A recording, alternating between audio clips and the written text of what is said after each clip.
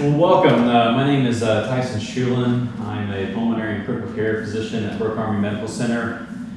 Today we're going to go ahead and start our ITCL and CMRP course. I have nothing to disclose and no disclaimers. These are thoughts of myself and not the DoD or the United States Army. The objectives of this course, we number one, to go over the ITCL and CMRP requirements.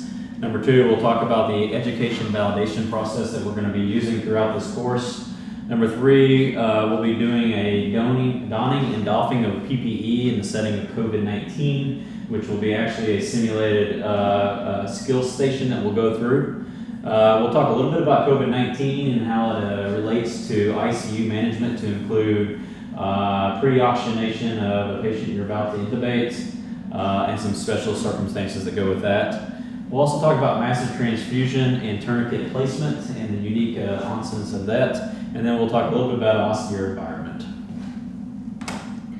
So on day one of the course here in BAMC, we'll be from 8 o'clock to 9 o'clock. We'll be going over this video at your own personal computer. That way we don't gather in big quantities of people. From 9 o'clock to noon, we'll be going through individual simulations stations, as you can see down here. We'll divide up into groups of 6. Every hour you'll rotate through these different stations. As you can see, station 1 is going to be central venous access station and arterial line placement. Number 2 will be tourniquets, IV, and IO placement. Number 3 will be endotracheal intubation and then also doing cricothyroidotomy. And that will have some nuances of how we might manage things a little bit different in the setting of COVID-19. The next lecture will be a COVID-19 specific lecture, talking about different pre-oxygenation, oxygenation, ARDS management. The next one will be tube thoracostomy and needle D. The next station will be an EFAST exam with some extra stuff in there about pleural ultrasound and different things that we're seeing based on the literature from COVID-19 coming out. We're actually going to have 2 different mechanical ventilation stations during this ITCL course. One will be management of the actual mechanical ventilation, turning it on, setting it up, how to check a peak, how to check a plateau, and how to do some troubleshooting for different scenarios. Number 2 will be an additional mechanical ventilation scenario that we talk about ARDS and the different management, to including paralyzing, proning, protecting, pruning. And then our last skills station that you'll be rotating through is actually the PPE skills station. Day 2 is going to look like this from 8 o'clock until noon. You'll be allowed to rotate through the different skill stations, and this will be really a validation day. You'll go through each skill station and you'll actually validate on the skill stations. And then we will also be running 3 different scenarios, which are real life high fidelity simulations. One of them will be a trauma burn scenario, and the other 2 will be respiratory failure COVID-19 scenarios that we'll be working through in small groups. During day 1, which is our education heavy day, we will have a station that you will rotate through that is 1 hour long, that will be put on by the infectious disease experts to talk about donning and doffing of PPE. And you'll get some hands-on experience with that, but knowing that we're going to limit amount of PPE that we're actually be using during that scenario. A couple of different things I just wanted to comment on quickly was some things that are specialized and specific to COVID-19. So as COVID-19 patients come in and they are hypoxemic, what we're recommending is that that patient is not placed on high flow nasal cannula because of disposition of the aerosolized particles and increasing infection.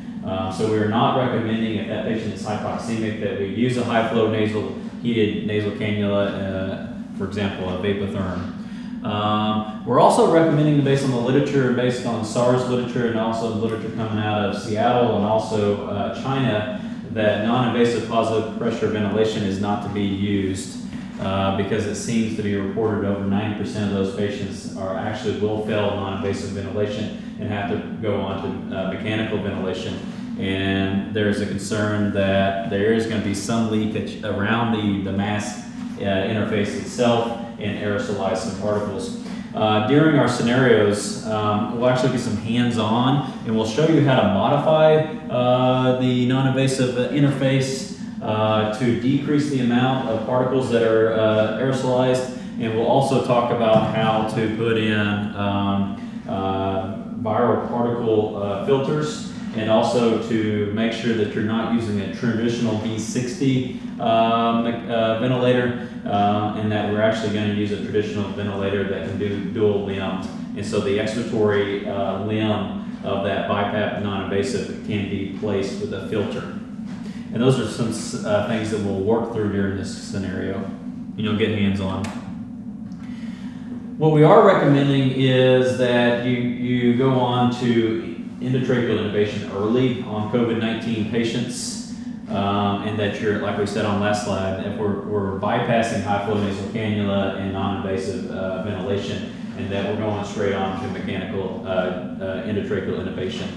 The recommendations that we are recommending at this time is that you use RSI with a induction agent, and also a paralytic like ketamine and rocuronium are the ones that you feel most comfortable with, is what we recommend. Number two is you should intubate these patients with protective equipment on, to include eye shielding. An N95 should be used in these high-risk aerosolized procedures, and then a whole face shield should also be used with other PPE that we'll go through during the experience.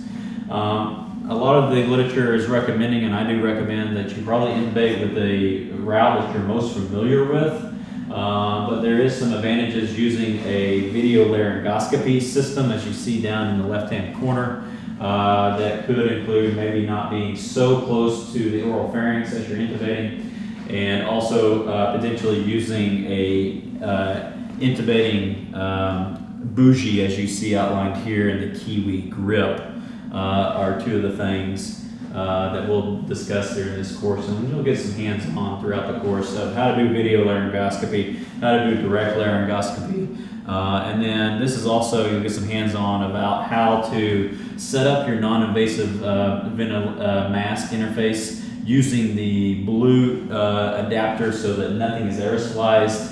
And then we'll also talk about how to use different viral particles and set up that system. This is a nice clip, if you have time to go to Google EM-PRIT. Dr. Scott Weingart has a nice video of how to set up for pre-oxygenation on a patient that has COVID-19 or is a high risk for COVID-19. And what they're trying to set up here is as closed system as you can, but also increasing your pre-oxygenation. As you can see here, here's a non-invasive full face mask with the special adapter, the blue adapter, that is a closed system. Set up next in line is a viral particle collection system, and then set up your BVM to include a PEEP valve, as you see down here, and then oxygen source to your BVM. And then underneath the actual mask is another nasal cannula that you can be running high flow nasal cannula at 4 to 6 liters per minute. The advantage of this system is that you don't have to actually bag the patient. High flow will be going through, and utilization of the PEEP valve will be used. This will be demonstrated during the course also. Other things about specific to COVID-19 is that we recommend avoiding bronchoscopy at all costs, unless that you're needing to use it for a therapeutic endeavor, to include maybe mucus plugging. The next thing is limiting all the nebulized medications that you can, and that in a non-intubated patient, that if you need to deliver a short-acting bronchodilator, that you use a meter dose inhaler with a spacer and or an HFA device with a spacer, and not to be using nebulizer. The other things we're starting to see from the data coming out on COVID-19 patients who develop ARDS is that we're actually seeing their lung is pretty compliant, and that a lot of times the etiology of the hypoxemia is either due to atelectasis and or just secondary insult and pulmonary edema from fluid administration. So we're recommending a low fluid resuscitation and that you limit your fluid and actually go on to pruning of the lung with diuretics at an early stage based on the FACT trial. During the course, we'll spend a couple hours talking about ARDS and special mechanical ventilation. But I do like to go back to just the foundation of good ARDS management to include the 5 Ps. Number 1 is, the first P that we'll kind of talk about is perceive. We know that in big studies to include the lung safe trials that we don't do a very good job of perceiving ARDS, and that's something we'll focus on during this education component, is that we need to perceive ARDS, and also to protect the lung is our second P, and that P stands for what we know low tidal volume ventilation using 6 cc's of ideal body weight, not actual body weight. So somebody my height, who I'm about 6 foot, that would be a tidal volume of 420. The next thing is paralyzing and proning are very important in COVID-19 and ARDS caused by COVID-19. We're seeing that most patients are able to be oxygenated and ventilated by using paralytics and also proning. So during this course, we'll actually talk about proning. We'll talk about how to manually prone patients in a safe manner. I do realize that the Rose trial did come out showing that there was no mortality benefit in ARDS patients, like the Curious trial showed us multiple years ago. We'll also practice high PEEP strategy ventilation. As we've already discussed, high PEEP strategy, paralyzing and proning, seems to be able to oxygenate most of ARDS caused by COVID-19, and that you don't necessarily need to move on to ECMO for extracorporeal support. The next thing is pruning as another P, and that's early dry lung strategy. And like we said earlier, we're seeing a lot of pulmonary edema in ARDS, and so restricting your fluid, don't run maintenance fluids, going on to early pruning and using Lasix. During the different stations that you'll work through, the first 5 or 10 minutes of the station will be really set up to talk about each individual skill, to include indications, contraindications, and really talking about what we consider the micro skills of that station. So this is an example of the central venous catheter station. We'll talk about the different central venous catheters that you can choose to use, the advantages and the disadvantages. And we'll talk about micro skills of the actual procedure itself, to include making sure skin bridges are all disrupted, making sure that you're flossing your wire, and different other micro skills and how to manage the ultrasound itself. This is an example of the central venous catheter checklist. There'll be a good go, no go, and we'll work through that during day 1, which is really our education platform. And that's how the central, and each station will be set up for a 60-minute station. I want to transfer or to pivot a little bit to massive transfusion, since this is an ICTL course and really a pre-deployment emphasis. I did want to sit and talk about massive transfusion. Right now, massive transfusion, we should really be focusing on whole blood administration, especially at a role 1 or role 2, a pre-hospital setting. We should be using whole blood. If you don't have whole blood, we do recommend a component of 1:1:1 transfusion to include 1 pack of red blood cells, 1 pack of FFP, and then a unit of platelets for every 6 of the packed red blood cells and FFP that you're giving. Other important things are, as we work through the scenarios, there'll be a traumatic scenario that we'll run through, and talking about stopping the bleeding and using tourniquets, and you'll get some hands-on experience with tourniquets itself. The next things we need to talk about during massive transfusion is we'll get some exposure to the Belmont. The Belmont is a rapid infuser that has a heating element to help heat the blood. And so we'll get some hands-on experience about how to set that up, how to troubleshoot the Belmont. Other things important is if you don't have a Belmont, that there are heated devices that can heat your fluid. This is actually a device that we use in anesthesia, and also a device that we use in medevac in Afghanistan that actually warms the fluid, warms the blood as it goes in. Always remember that when you're giving blood transfusion for a traumatic patient, You always need to remember to give calcium, and also recommend giving TXA, 1 gram IV over 10 minutes in the first within the first 3 hours of point of injury, and then a second gram given over 8-hour infusion.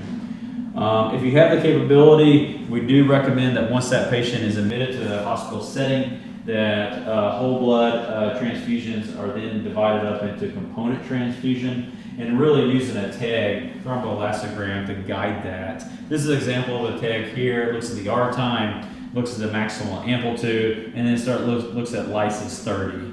And so, for example, if your lysis 30 is more than 3%, that could be a target of more TXA because you're having hypofibrinolysis.